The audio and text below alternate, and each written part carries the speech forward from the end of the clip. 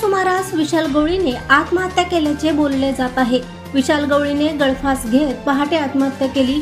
कल्याण पूर्व भागात 23 डिसेंबरला एका अल्पवयीन मुलीचे अपहरण करून तिच्यावर लैंगिक अत्याचार करण्यात आले। त्यानंतर तिची हत्या करून तिचा मृतदेह बापगाव परिसरात फेकण्यात आला होता। या घटनेनंतर संपूर्ण महाराष्ट्र हादरला।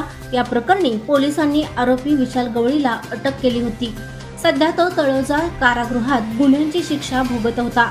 आता आरोपी विशाल गवळीने गळफास घेत आत्महत्या केली आहे। त्याने तळोजा कारागृहात गळफास घेत पहाटे आत्महत्या केली। मिळालेल्या माहितीनुसार विशाल गवळी हा तळोजा कारागृहात शिक्षा भोगत होता। आज पहाटे त्याने आत्महत्या केल्याची समोर आली।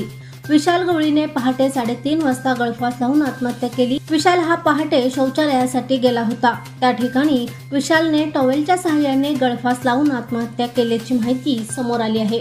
तुरुंग प्रशासनाला याची माहिती मिळताच त्यांनी तातडीने त्याला खाली उतरवले। त्याचाही मृतदेह शवविच्छेदनासाठी जे रुग्णालयात पाठवला।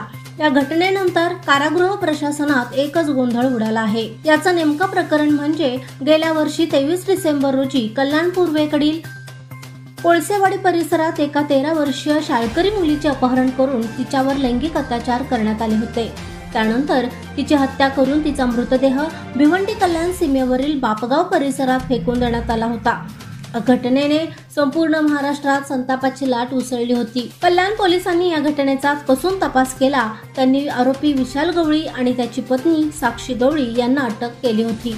साक्षीने पोलिसांना दिलेल्या जबाबात सांगितले की घटनेच्या दिवशी विशालने तिला घरी घडलेला सर्व प्रकार सांगितला। त्यानंतर दोघांनी मिळून मृतदेहाची विल्हेवाट लावण्याची योजना आखली।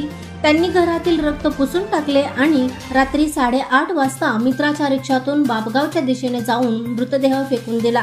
यानंतर कल्याण क्राईम ब्रांचला विशाल शेगाव या ठिकाणी असल्याचे लॉजवर थांबल्याची माहिती मिळाली होती। याच माहितीच्या आधारे पोलीस तिथे पोहोचले, पण विशाल तिकडे नव्हता। त्यानंतर जवळच्या एका सलूनमध्ये दाढी करायला गेलेला विशालला पोलिसांनी बेड्या ठोकल्या। विशाल हा लूक बदलून पोलिसांना गुंगारा देण्याच्या तयारीत होता। आता विशाल गवळीने कारागृहात आत्महत्या केल्याने या प्रकरणाला एक वेगळे वळण मिळाले आहे। पोलीस या आत्महत्येच्या कारणांचा अधिक तपास करत आहेत।